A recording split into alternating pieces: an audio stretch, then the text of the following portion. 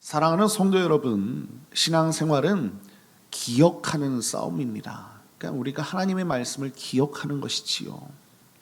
은혜를 받고 눈물을 결단했던 그 순간이 며칠만 지나면 우리가 희미해지지 않습니까?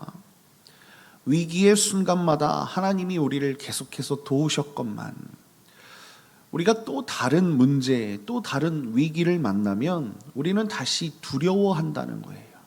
하나님이 도우셨던 것들을 우리가 기억하지 못한다는 것입니다. 그래서 성경은 끊임없이 기억하라고 말씀하지요. 사도 바울도 마찬가지예요. 우리에게 사도 바울의 이 서신서를 보면 꽤나 많이 동사로서 쓰여지는 게 기억하라라는 거예요.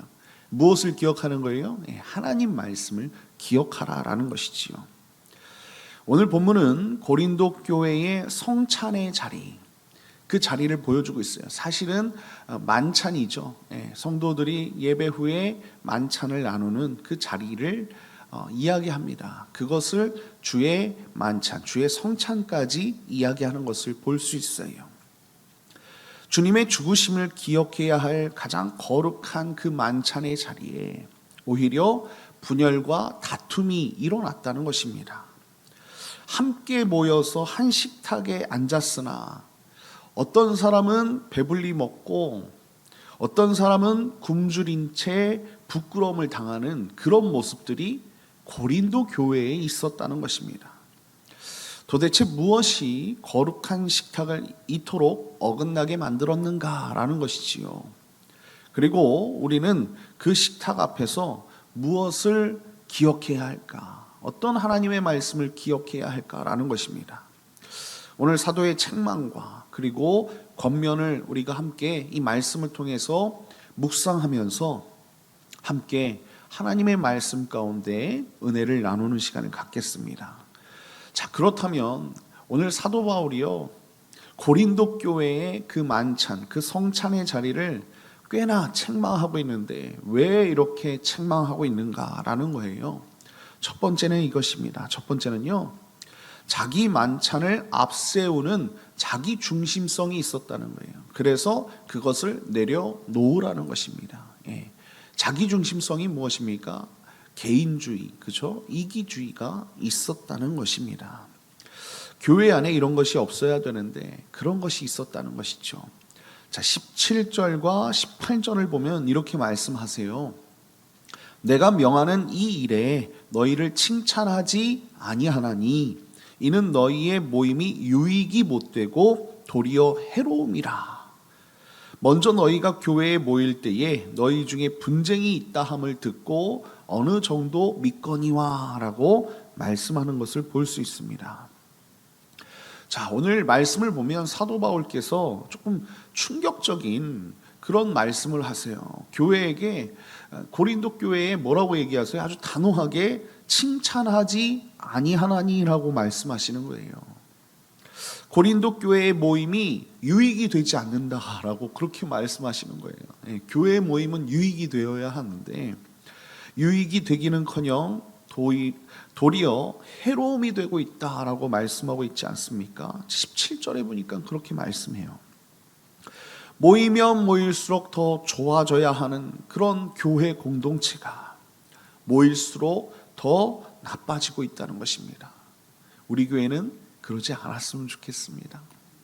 여러분, 그 원인을요, 이 사도 바울이 20절과 21절에 이렇게 말씀하고 있어요.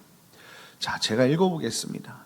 그런즉 너희가 함께 모여서 주의 만찬을 먹을 수 없으니 이는 먹을 때에 각각 자기의 만찬을 먼저 갖다 먹으므로 어떤 사람은 시장하고 어떤 사람은 취함이라 라고 말씀하고 있습니다. 여러분, 여기서 사도 바울이요, 아주 충격적으로 또 표현을 하죠.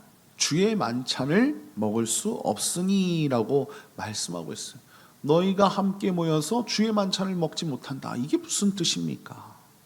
원문의 뜻을 보면요, 헬라어를 보면 비록 너희가 한 자리에 모이긴 해도 그것은 주님의 만찬이 아니라는 거예요. 놀랍지 않습니까? 교회 안에서 주님의 만찬을 서로 떡을 떼고 그리고 음료를 마셔야 되는 그 만찬을 해야 되는데 너희 모임의 그 만찬은 주님의 만찬이 아니다라고 선언하는 것입니다. 같은 자리에 모여 같은 떡과 같은 잔을 나누는데도 오늘 사도 바울이 너무나도 단호하게 그것은 주의 만찬이 아니다라고 말씀하신다는 거예요. 왜 그렇습니까? 각자 자기 만찬을 먼저 가져다가 먹기 때문이다 그렇게 말씀하는 거예요. 우리 교회는 각자가 싸온 음식을 함께 먹지 않습니까? 그런데 한마디로 얘기하면 고린도 교회는 각자가 싸온 음식을 나누질 않고 어떻게 하는 거예요? 내가 싸운 건 내가 먹는다. 뭐 이런 게 있었나 봐요. 여유 있는 자들이 일찍 교회에 와서 자기들끼리 뭐 하는 거예요? 배불리 먹고 취하고 이제 뒤늦게 도착한 가난한 사람들은 빈 식탁 앞에서 허기와 수치를 삼켜야 했다라는 거예요. 그래서 21절에 보니까 어떤 사람은 시장하고 어떤 사람은 취함이라고 말씀하고 있지 않습니까? 여러분, 이 당시에 고린도 교회 안에도요, 상당히 많은 사람들이 약간의 계급적인 그런 뭐라고 할까요? 부한 사람이 있었고 가난한 사람이 있었고 그랬나 봐요. 그러니까 여유 있는 사람은 풍성한 자기의 음식을 싸가지고 교회에 먼저 와서 음식을 나누고 먹었지만 가난한 사람들은 어땠을까요? 하루 종일 일하다 보니까 늦게 올 수 있지 않습니까? 교회에 늦게 온 사람들이 밥을 먹지 못하는 거예요. 만찬을 함께 하지 못하는 것이죠. 그래서 뭐 합니까? 21절에 어떤 사람은 시장하고 어떤 사람은 취함이라고 말씀하고 있는데 이것이 빈 식탁 앞에서 허기와 그리고 수치를 당했다라는 그런 뜻입니다.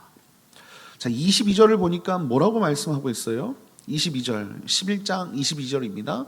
제가 한번 읽어볼게요. 너희가 먹고 마실 집이 없느냐? 사도 바울이 아주 노골적으로 부자들한테 얘기하시는 것 같아요. 아니면 여유 있는 사람들, 아니면 자기중심적인 사람들한테 얘기하는 것 같습니다. 한마디로 얘기하면 자기중심적인 사람들이죠. 너희가 먹고 마실 집이 없느냐? 너희가 하나님의 교회를 업신여기고 빈궁한 자들을 부끄럽게 하느냐라고 말씀하는 것을 볼 수 있습니다. 여러분, 사도 바울 정말로 이 사역자의 책망이 아주 매섭지요. 그렇죠? 배불리 먹을 집이 따로 있는 사람들이 분명히 있는데도 불구하고, 그러니까 너희가 먹고 마실 집이 없느냐라고 물어보잖아요. 그러니까 너희들은 집도 있고 먹고 마실 집이 있는데 그렇게 있는 사람들이 하나님의 교회까지 와서 가난한 형제, 빈궁한 형제의 몫을 빼앗고 부끄럽게 하느냐라는 거예요. 나눌 수 있고 서로 은혜를 베풀 수 있는데 그렇게 하지 못했다는 것이지요. 여러분, 이것은 단순한 식사 예절의 문제가 아닙니다. 하나님의 교회를 업신여겼다라고 그렇게 22절에 말씀하고 있잖아요.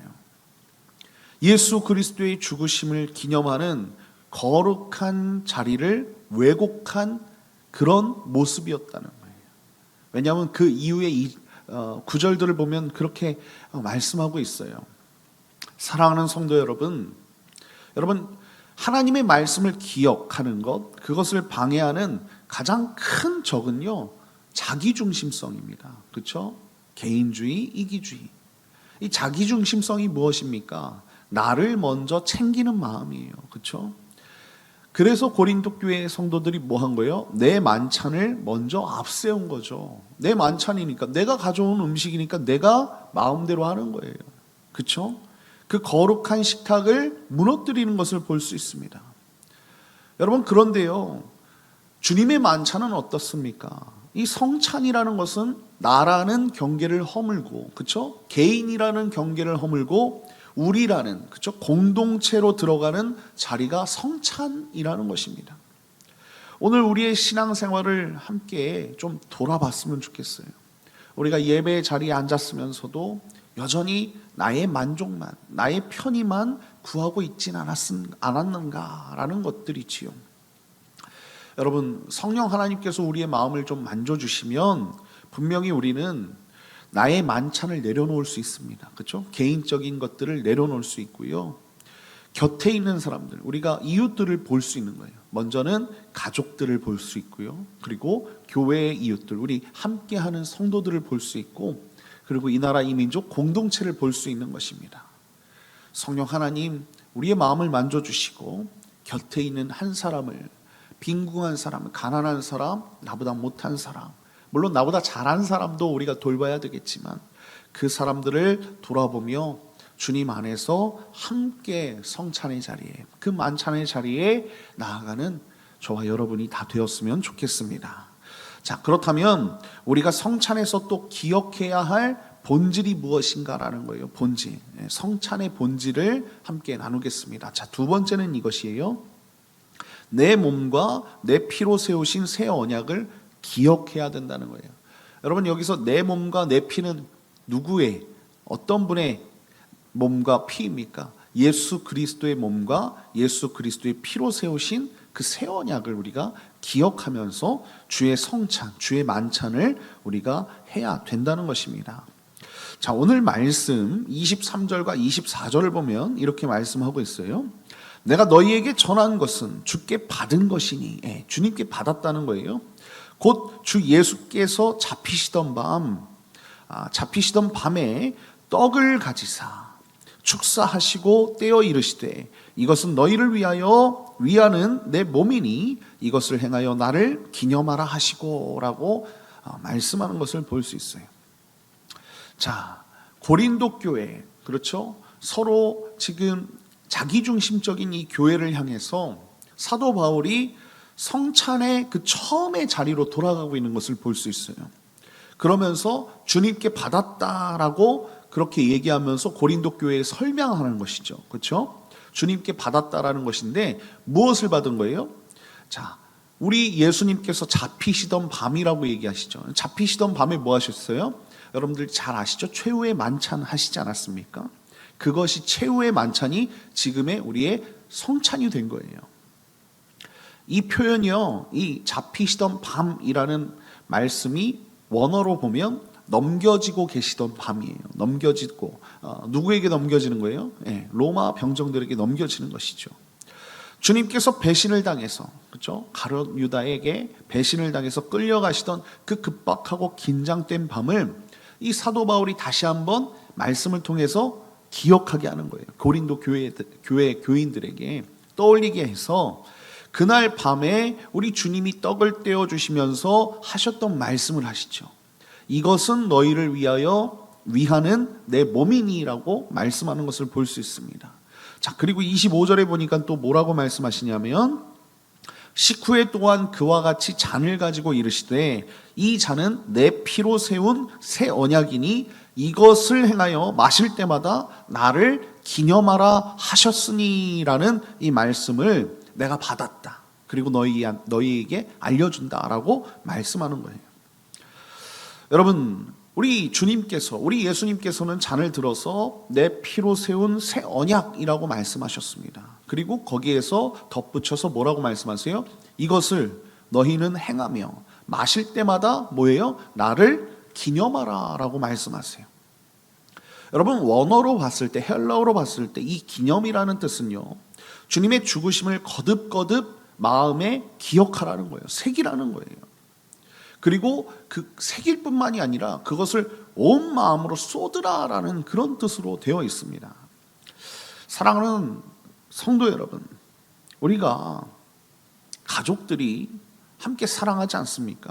그 사랑하는 사람들이 한 식탁에 둘러앉아서 이 밥을 먹으면서 마음을 나누잖아요. 대화도 하고. 그래서 우리가 식구 아닙니까? 식구.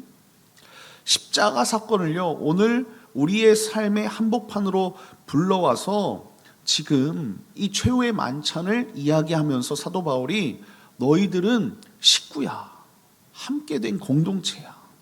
왜냐하면 예수님과 깊이 연합한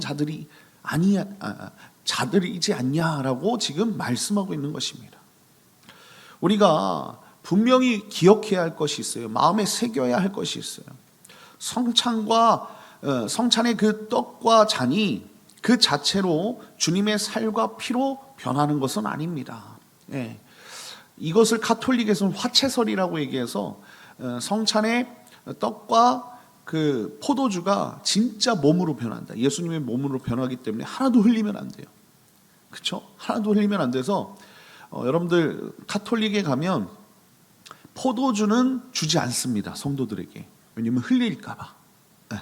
떡만 줘요. 떡만 먹고 포도주는 누가 마시냐면 사제가 먹습니다. 신부님이 그 한 번에 다 드세요. 제가 그걸 예배학 시간에 실습을 나가서 명동성당에 실습을 나가서 성찬을 해본 적이 있는데 가톨릭에서 포도주는 나눠주지 않아요. 왜 흘릴까 봐. 왜냐면 진짜 예수님의 몸과 피로 변한다고 생각하기 때문에. 그리고 즈빙글리라는 신학자는 진짜 옛날 일을 그냥 떠올리면서 기념하는 것이다 라고 얘기해요. 네. 그것을 어떤 사람들은 이거는 그냥 상징일 뿐이다 이렇게 얘기하는 사람들도 있는데, 우리 장로교는 그렇지 않습니다. 성령 하나님께서 그 떡과 잔을 통해서 우리를 그리스도와 실제로 연합하게 하신다라고 해요. 이게 변하는 것은 아니지만 상징도 아니고 영적인 임재가 임해서 그 떡과 잔을 통해 우리 예수님과 우리가 연합한다라고 이야기하거든요. 그래서 그 십자가의 은혜를 우리 영원히 먹고 마신다라고 생각을 해요. 자, 요거는 좀 격가지였고요. 어찌 되었든 오늘 말씀의 이 새 언약은 무엇입니까? 예수 그리스도의 죽으심으로 우리가 하나님과 맺게 된 새로운 관계라는 거예요. 그렇죠? 영적인 하나님의 자녀, 그렇죠? 하나님의 자녀가 됐지 않았습니까? 여러분 다시 한번 말씀드릴게요. 예수님의 몸이 나를 위해 찢기셨죠. 성찬에 보면 떡을 떼어주지 않습니까? 떡을 찢는 거예요. 몸을 찢어. 몸을 찢어서 우리 예수님께서 우리에게 주셨지요. 그리고 주님의 피가 나를 위해 쏟아지셨죠. 그 피가 포도주 아닙니까? 사랑하는 성도 여러분, 이 고난의 흔적을 진정으로 기억하는 사람이라면 어떻게, 그렇죠? 예수님은 그 살과 피를 우리에게 나눠주셨잖아요. 그렇죠? 우리 공동체에게, 믿는 자들에게 이렇게 나눠주셨는데 우리가 그것을 기억한다면 어떻게 곁에 있는, 옆에 있는 형제들을 우리가 무시하면서 내가 가져온 만찬이니까 나만 먹어야지 이렇게 할 수 있겠습니까? 고린도 교회 성도들처럼. 주님의 희생을, 주님의 그 십자가를 우리가 마음에 새겼다면 언제나 우리는 남을 나보다 높게 여겨야죠. 잘못 얘기하면 낮게 얘기한다 생각해서 높게 여겨야 된다는 거예요. 우리는 항상 겸손하고 남을 높여주는 사람이 되어야 된다는 거예요. 표준어로 얘기하면 나보다 남을 낮게 여기는 그런 긍휼한 마음이 우리 가운데 있어야 되는 거예요. 낮다는 것은 이 낮은 게 아니고 시옷입니다. 높이는 거예요. 그렇죠? 오늘 하루 나를 위해 찢기신 그 몸과 나를 위해 쏟으신 그 피를 우리가 기억했으면 좋겠어요. 우리 예수님의 몸과 그 피가 나를 위해 주신 것이라는 거예요. 그렇죠? 성찬은 그것을 기념하고 우리가 영적으로 임재되어서 우리 영혼이 먹고 마시는 일이라는 것입니다. 주의 만찬도 그래요. 사실 초대교회 때는 항상 예배 후에 이 만찬들이 있었습니다. 이것을 성찬으로 만든 거예요, 교회가. 우리가 식사를 하지 않습니까? 그게 사실은 만찬인 것입니다. 만찬. 가난한 사람들 교회에서 주지 않으면 안 되잖아요. 그렇죠? 더 베풀고 은혜를 나눠야 된다는 것입니다.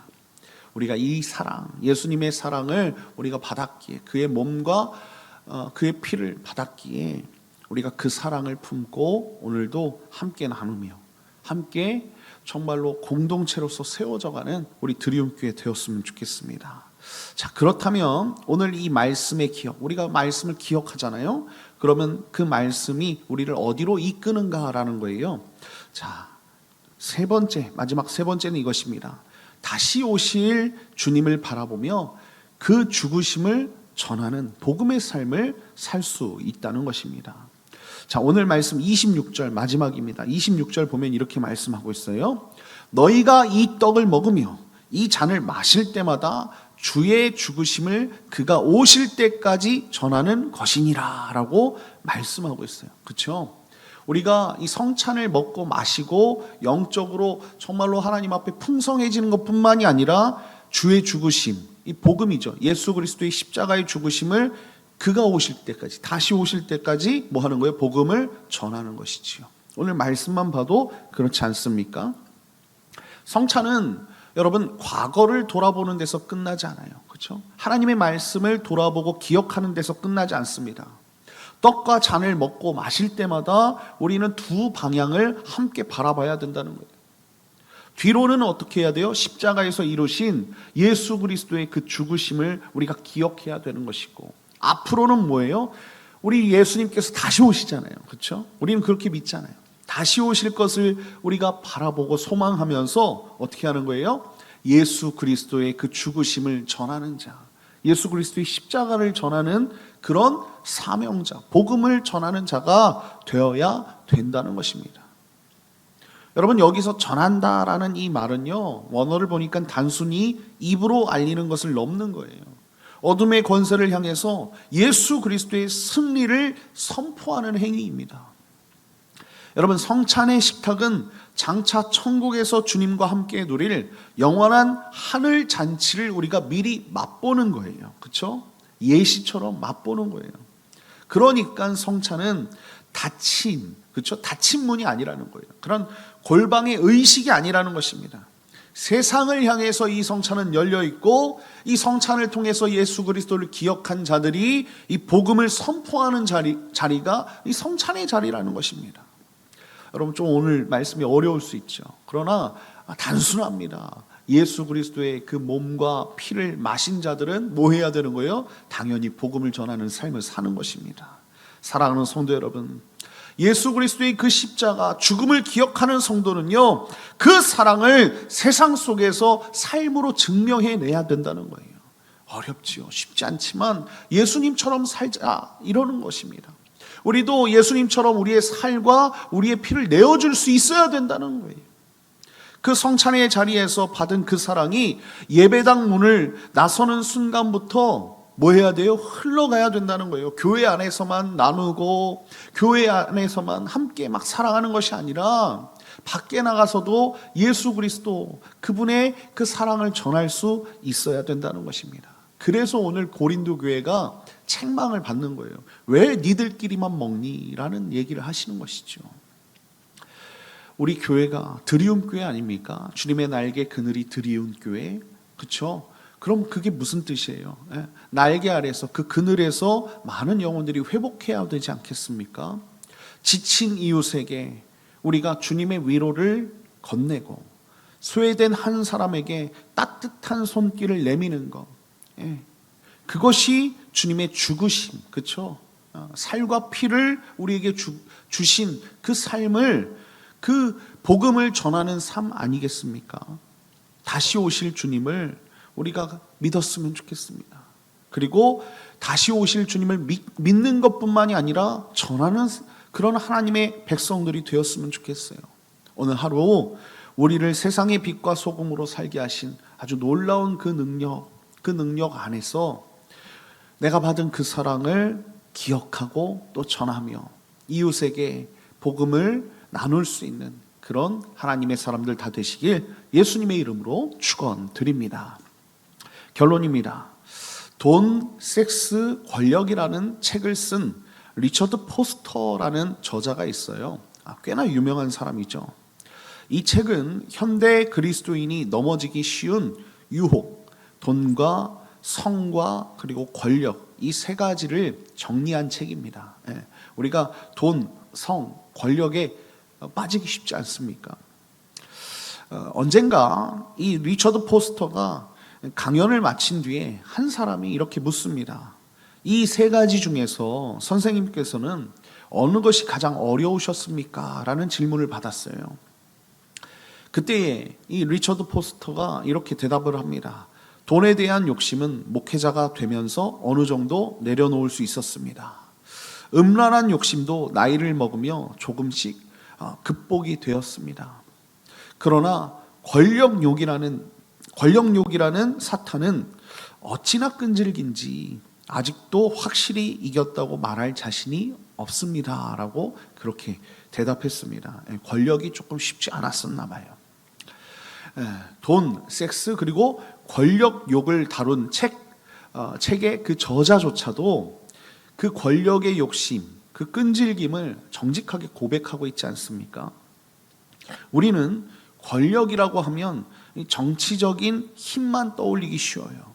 그러나 우리 일상의 거의 모든 다툼이 실은 어디서 일어나는 거예요? 권력에서 일어나는 거예요. 가정에서 아내와 남편이 권력 때문에 싸우지 않습니까? 그렇죠? 작은 것부터 우리가 생각하면 내가 권력이 이 정도 있는데 이런 생각을 한다는 것입니다.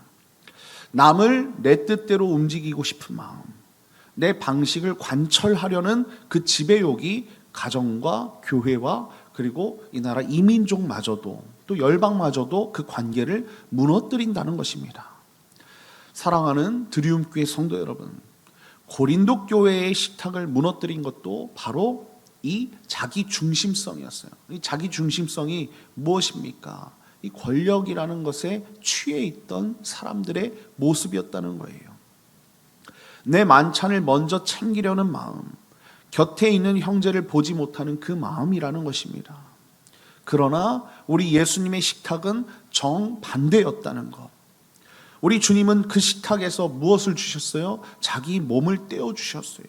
자기 피를 쏟아 부어 주셨다는 것입니다.